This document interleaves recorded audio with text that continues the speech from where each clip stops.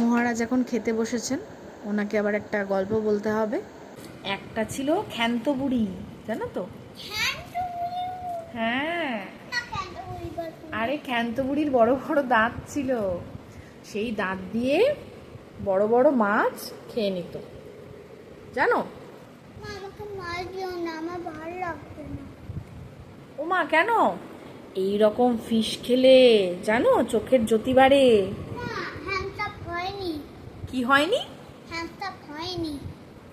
Handsome হয়নি? কত সুন্দর দেখতে মাছটা। হ্যাঁ, কি হতে হবে? হ্যান্ডসাম মাছ এখন আমি কোথায় পাবো?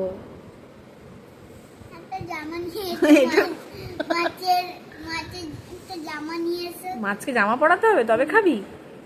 ও, এটা হ্যান্ডসাম দেখতে রে, দারুন। আরে শোন, এটা ভালো দেখতে, খুব সুন্দর হ্যান্ডসাম মাছ। আরে হ্যান্ডসাম মাছ এটা।